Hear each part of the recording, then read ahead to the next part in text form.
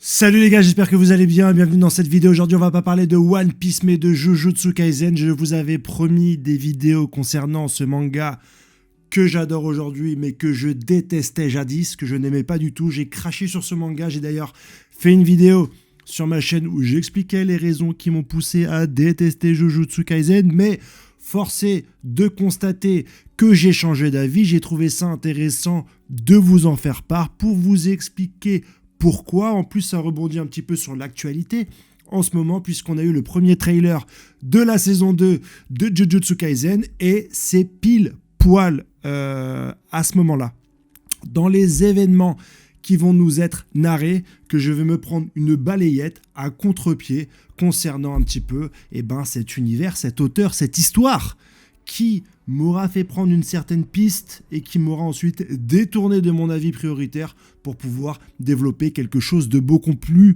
construit. Et je vais vous expliquer pourquoi j'aime, pour cette raison, l'auteur JJ Akutami, ou quelque chose comme ça, un auteur qui se cache derrière un masque. Et ça va être l'origine du propos de ma vidéo d'aujourd'hui. Surtout, n'hésite pas à t'abonner, mon cher ami, si tu aimes mon contenu et si tu aimes Jujutsu Kaisen. N'hésite pas à me le dire en commentaire si tu souhaites que je continue un petit peu à vous expliquer le pourquoi du comment concernant mon avis, mon échange, mon illumination face à ce manga que j'adore aujourd'hui. Et mets des pouces bleus, des likes, voilà. Et puis n'hésite pas surtout à me dire en commentaire ce que tu penses de ce que j'ai décrit dans cette vidéo. Bien sûr, Jujutsu Kaisen, l'origine d'un désamour, la rage de Henrik 21, ça remonte depuis le début. Et les premiers chapitres, arcs de ce manga. Pourquoi est-ce que j'ai détesté ? Déjà parce que, pour moi, il y avait un framework, un modèle un peu trop visible et non subtil des shonen d'aujourd'hui. Un héros qui ressemble quand même à Naruto. Yuji, c'est quand même une copine de Naruto. Ne serait-ce que physiquement, au début, dans le tome 1, voilà, ce que tu vois, c'est le physique. C'est pas le développement des personnages. Physiquement, il lui ressemblait beaucoup trop. Megumi, qui ressemblait beaucoup trop à Sasuke. Et enfin, Gojo, qui ressemblait beaucoup trop à Kakashi.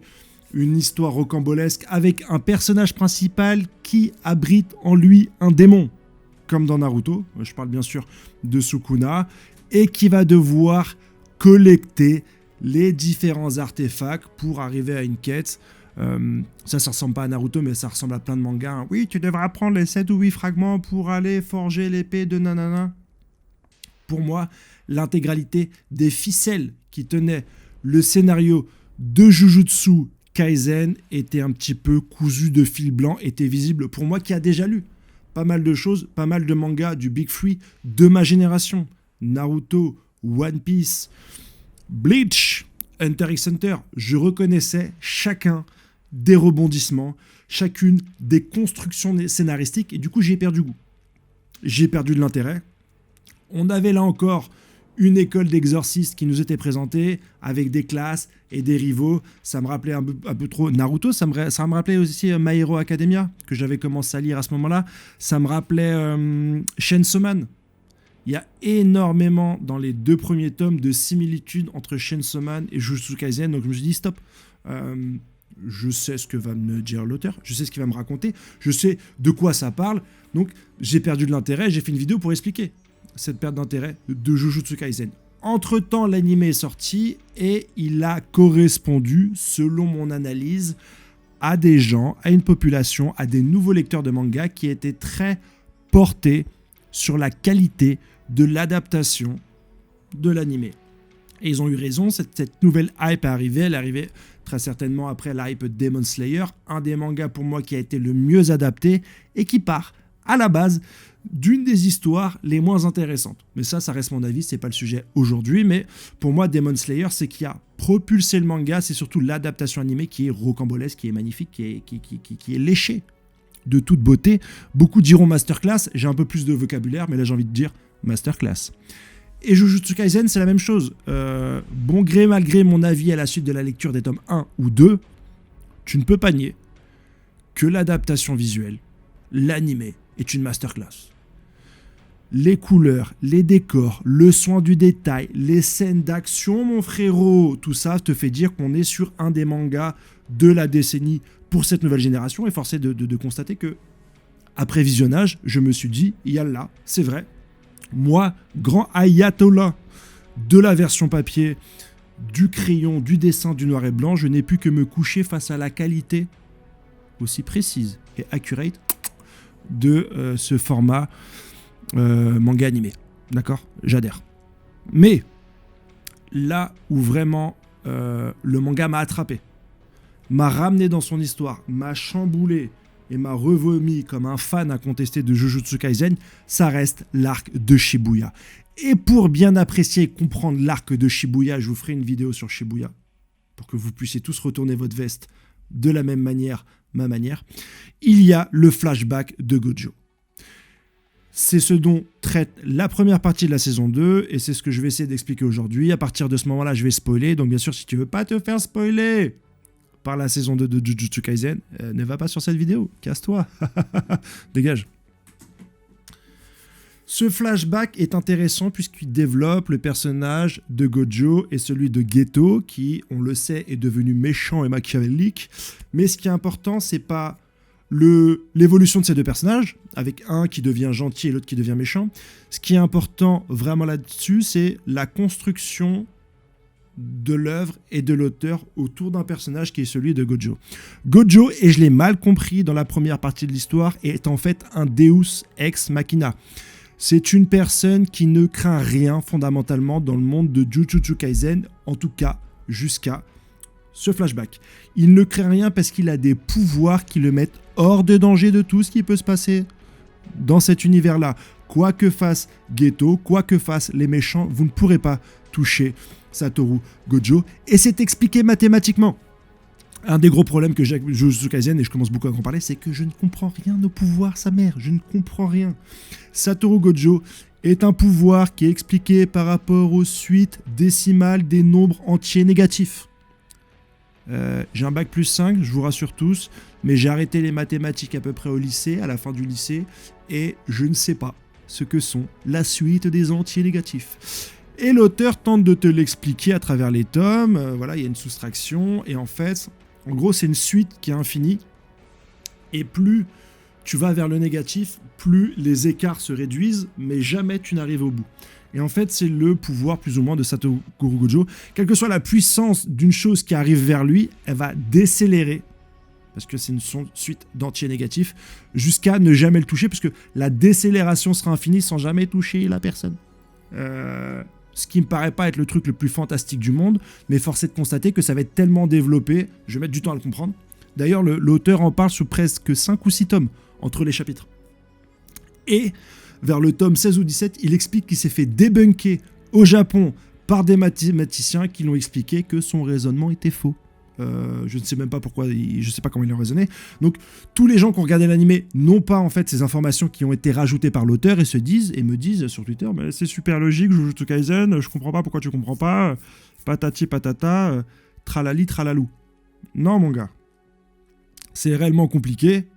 L'auteur met du temps à l'expliquer hors manga et se fait débunk même au Japon par rapport à ça, par des éditeurs et par des mathématiciens.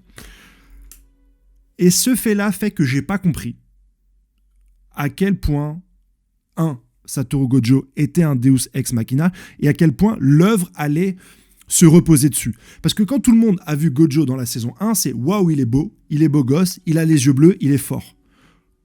Ok. On est tous d'accord. Mais en quoi ça va servir l'histoire ? Ça va servir l'histoire parce que de sa puissance, de sa force, va naître tout l'équilibre des exorcistes dans Jujutsu Kaisen qui vont, je dirais, non pas se sentir surpuissants, mais vont se sentir protégés par Gojo et vont développer énormément de faiblesses en interne, énormément de manquements qui vont devenir primordiaux avec les événements de Shibuya, sans spoil, on en est là. Et d'un autre côté, t'as Geto, qui lui est une autre forme de génie et qui va subir la transformation de Satoru Gojo au premier plan et qui vont l'amener à devenir ce qu'il est, qui sera au final que l'enveloppe d'une coquille vide, puisqu'un autre personnage va venir. Je parle de Kujaku pour ceux qui connaissent. Mais c'est intéressant quand même. Et donc dans ce flashback, tu as deux jeunes, que représentent Geto et Gojo, qui marchent sur l'eau, qui sont surpuissants. Frérot, c'est les deux exorcistes qui n'ont pas de problème. Ils font ce qu'ils veulent. Ils respectent la hiérarchie pour respecter la hiérarchie parce que ce sont des gentils garçons, mais ce sont des gens qui ne craignent rien. Ce ne sont pas encore des Deus Ex Machina, ni l'un ni l'autre, ni Geto ni Gojo, mais voilà, c'est la fleur de l'âge. Ils sont top of the pop et ils ont naturellement une certaine arrogance, une certaine... ils sont hautains envers le reste de la populace, envers les missions qui leur sont proposées, envers les enjeux du monde des exorcistes. Parce que frérot, ils sont super balèzes, et on les comprend. Et c'est bien amené dans le flashback parce que tu le comprends naturellement. Tu vois des exorcistes un peu plus faibles qu'eux, qui galèrent, voilà, et tu vois que quand Gojo arrive, il règle les problèmes, il casse tout, et Suguru Geto, qui est lui un peu plus... Tu sens que c'est le second, qui est super bon, mais qui est un petit peu en dessous que Gojo, il est là, et lui, il apaise. Il est un peu du côté des humains, là où Gojo est vraiment arrogant. Et ils vont avoir une mission qui semble mêlée de très importante pour le monde d'exorcisme, puisqu'il s'agit de l'équilibre fait par Tengu, qui un peu plus ou moins dresse des barrières ou permet aux exorcistes de le faire, et donc de faire en sorte que le monde des exorcistes reste en équilibre et sans se faire cramer par le monde des humains. Grosso modo, Tengen, il doit fusionner avec le plasma stellaire qui est représenté par une petite nana qui doit avaler ou fusionner à ce moment-là. Et cette mission qui semble très importante est prise un petit peu à la légère par Gojo et Geto parce que eux, ils marchent sur l'eau. Ils sont invraisemblables. Et à travers, sans revenir sur l'intérêt de toute cette mission, parce qu'il va falloir protéger cette personne, il y a différents personnages qui vont venir pour les embêter, etc. Tu te dis que finalement, ils arriveront forcément à leur but, ces deux personnages, puisqu'au final, ils disent même qu'à la fin, ils vont s'offrir le luxe de demander au plasma stellaire s'ils souhaitent bien fusionner ou non, parce que ça sera la fin de sa vie. Et donc, en gros, ils s'en foutent des règles des exorcistes, ils s'en foutent de l'équilibre du monde, ils marchent sur l'eau. Walk in the water. Mais ils vont rencontrer un seul problème. Un seul problème qui s'appelle Toji. Et ce Toji, cet homme surpuissant, qui peut mettre en déroute ces deux personnages qui sont présentés comme au-dessus de la mêlée, va être un personnage qui n'a pas de pouvoir, qui n'a pas on appelle ça de puissance occulte. Il n'a pas de chakra. Je sais plus comment on appelle ça dans Jujutsu Kaisen. De toute façon, ça a été tellement distillé ici et là dans des trucs incommensurables et incompréhensibles que je pourrais pas te dire ce que c'est. Mais il n'a pas de chakra obscur. Voilà, on va appeler ça le chakra obscur. Mais il a développé... C'est un Rock Lee femme parfaite. Ouais, on va parler vrai, on se connaît, on a tous les mêmes bases au niveau manga. Il t'a sorti, l'auteur, un Rock Lee femme parfaite qui va mettre une teutare physique et stratégique aux deux personnages et qui vont les forcer... il va forcer l'évolution de Geto et de Gojo. Grosso modo, Gojo va devenir un Deus Ex Machina à ce niveau-là, parce qu'en fait, il va se surpasser, il va comprendre la fusion de ces deux pouvoirs, le sixième sens, plus cette suite des nombres entiers négatifs dont je t'ai parlé, et il va voir, à partir de ce moment-là, son pouvoir va se révéler, et il va devenir Deus Ex Machina. Il va complètement se focus sur ses pouvoirs, il va complètement être hors jeu de tout ce qui se passe dans le monde de l'exorcisme, de tout ce qui peut être puant, de tout ce qui peut être gluant, de tout ce qui peut être viscéral, de tout ce combat des exorcistes qui au final n'a pas de but, tellement ils doivent affronter la masse d'exorcistes et de fléaux qui ne sont issus que de la frustration de l'homme. Lui, il va être complètement dehors de ça, il va commencer à maîtriser ses pouvoirs, à comprendre à quel point il peut être puissant et à comprendre à quel point vraiment il est infini. Infini et intouchable. Et Geto, qui va payer un lourd tribut suite à sa rencontre avec Toji et qui va commencer à douter sur son mental, chose qu'il avait peut-être de plus que Satoru, que Gojo, et qui finalement va lui porter préjudice parce que lui, à chacune de ses interventions, il est obligé d'avaler un fléau pour pouvoir un petit peu l'apprivoiser. Donc ça c'est physiquement, mais même mentalement. Il doit trop se confronter aux choses pour pouvoir un petit peu survivre et il va quitter petit à petit sa place de petit génie, abandonné par l'arrière-goût de son propre pouvoir, mais également abandonné par Gojo, qui va devenir un être en dehors de tout. En fait, le pouvoir de Satoru Gojo, c'est de rien ne peut l'atteindre, rien ne peut le toucher, physiquement. Tu lui mets une patate, mais ça ralentit, ça ralentit, ça ralentit, ça ralentit. Mais tu vas comprendre que tous les enjeux de la série ne l'atteignent plus à ce moment-là. À partir du moment où Satoru Gojo prend conscience de qui il est, de son pouvoir, plus rien ne va l'atteindre. Plus aucun enjeu. Même son arrogance va se décoller de lui, puisqu'il ne sera même plus arrogant. Il n'aura même plus ce besoin de signifier au monde qu'il est au-dessus. Il va se centrer uniquement sur lui. Tu vas le voir s'entraîner, d'être sur lui, d'essayer de parler à ses camarades. Ouais, je suis capable de faire ça, mais le lien va se rompre entre les deux. Parce que Gojo est devenu tellement puissant qu'il ne peut même plus écouter les problèmes de Geto. Et Geto va s'enfermer. Il n'aura plus personne à qui parler. Il va faire ses missions et va avoir de l'empathie, lui, à l'inverse de Gojo, sur le monde qui est le monde de l'exorcisme aujourd'hui. Et ça va l'écœurer jusqu'au moment où il va vibrer. Il va péter un plomb. Il va oublier ses bases, il va avoir une discussion avec une rang S, dont je ne me souviens plus, qui fait de la moto et qui veut lui dire que t'es très mignon, en lui expliquant un petit peu son désarroi, mais qui, aujourd'hui, peut comprendre ou écouter le désarroi de Geto, ne serait-ce que les classes S. Il y en a un, c'est devenu Dieu, et l'autre, elle est en bécane, et elle lui dit, bah, c'est un peu ça, en fait. C'est le premier qui va se rendre compte à quel point il n'y a pas d'issue dans le chemin qu'ils ont choisi de l'exorcisme, et c'est typiquement le chemin qu'est en train de prendre Yuji. Yuji est en train de se rendre compte qu'il n'y a pas de finalité. Il n'y a que du dégueulasse, il n'y a que de la merde, il n'y a que des difficultés, il n'y a que des morts, il n'y a que des regrets sur ce chemin. Et Geto embrasse une doctrine ou une discipline inverse qui est: si je tue tous les humains, il n'y a plus de frustration. S'il n'y a plus de frustration, il n'y a plus de fléau. S'il n'y a plus de fléau, il n'y a plus cette chose nauséabonde qui m'écœure. Il va avoir une haine des humains qui va traiter de singes, qui est la phrase de Toji, traiter les autres de macaques et de singes. Et tout ça va nous amener à Shibuya. Va nous amener à Shibuya, non pas parce que c'est l'attaque de Geto sur les... comment ça s'appelle ?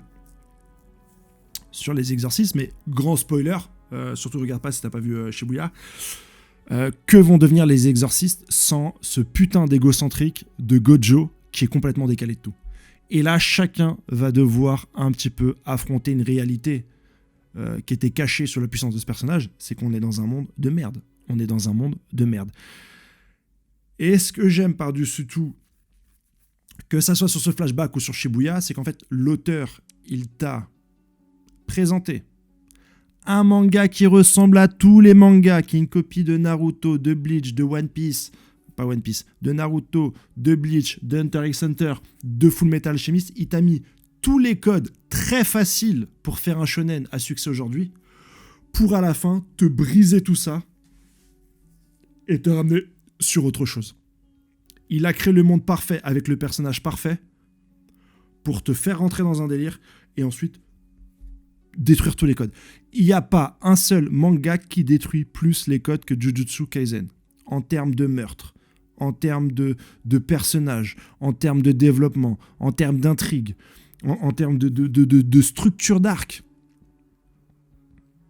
Aujourd'hui, quand tu vois la traque mortelle ou Shibuya, ça ne correspond à aucun arc. C'est pas l'arc dans les mangas. T'as d'un côté l'arc du tournoi et d'autre côté les arcs Senseiya où tu affrontes chacun des boss pour arriver directement au boss ultime de l'arc.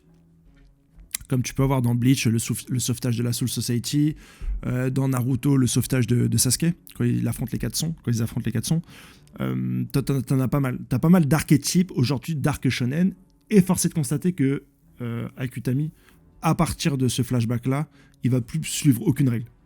Même au niveau des morts. J'ai pas envie de citer les morts parce que peut-être que t'as pas vu Shibuya. Mais voilà.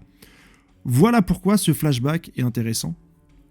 Parce qu'il est la liaison entre un framework et des archétypes très simples de manga shonen.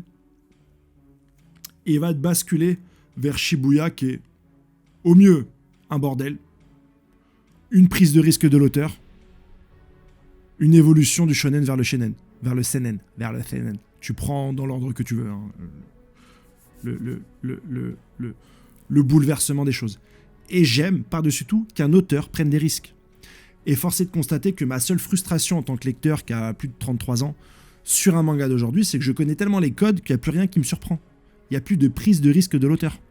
l'auteur va suivre un schéma d'un héros qui se dépasse, affrontant des adversaires de plus en plus puissants, et, force est de constater, dans les mangas qui arrivent, en prenant le moins de risques. Il y a de moins en moins de morts marquantes, il n'y a plus de Ace, il n'y a plus de Sasuke Aizen, il n'y a plus ce genre de choses. Et quand un manga, un tant soit peu, me propose quelque chose de qualité allant dans ce sens-là, je ne peux dire que oui. Alors beaucoup, en voyant la bande-annonce, disent oui, mais le style graphique ne correspond pas à ce que j'attendais du Jujutsu Kaisen saison 1. Moi, je voulais vraiment quelque chose de pur et de léché. Dans les quelques images qu'on voit, on est quand même sur un monde où Gojo et Geto sont au-dessus de la mêlée, mon frérot. Donc c'est normal qu'il y ait de la couleur, qu'il y ait de la poésie, qu'il y ait de la flamme. Il y a un petit coup de dance, il y a un petit coup de Gojo. Tu ne sais pas à quel point tu as déréglé ce monde pour toi et pour les autres. Et ça, tu n'as aucune aussi belle écriture sur un personnage masterclass qui représente un Deus Ex Machina, parce que même dans One Punch Man, au final, le personnage de Saitama va être défini et ensuite sera mis de côté pour que des personnages secondaires puissent se développer, etc. Et là, l'auteur de Jujutsu Kaisen va plus loin et, vas-y, dans un monde où tu as un Saitama, dans un monde où tu as un One Punch Man, qui est Satoru Gojo, qu'est-ce qui se passe s'il tombe ? Ceux qui se croyaient en sécurité, qui bataillaient entre eux, comme dans le monde de l'exercice, chacun y allait de cette petite guerre, de sa petite bataille. Est-ce que vous allez faire front commun si vous perdez votre meilleure pièce ? Ou pas ? Que vont faire les gens qui vont rester ? Comment vont se comporter les fléaux qui sont eux devenus de plus en plus puissants, mais bloqués par cette lumière qui était Satoru Gojo ? Si un jour, il venait à disparaître. Voilà. Toutes ces questions-là, mon pote, c'est Shibuya, c'est la traque mortelle, et c'est, je pense, un des développements shonen les plus couillus qu'on a eu ces dernières années. Je vais m'arrêter là pour la vidéo d'aujourd'hui, parce que je pourrais faire une vidéo de 1h30 à parler de ça. Je vous prépare Shibuya, Inch'Allah. Et n'hésitez pas à me donner vos avis sur tout cela en commentaire et à vous abonner si ça vous plaît. Passez une excellente journée. Allez, ciao, bye bye.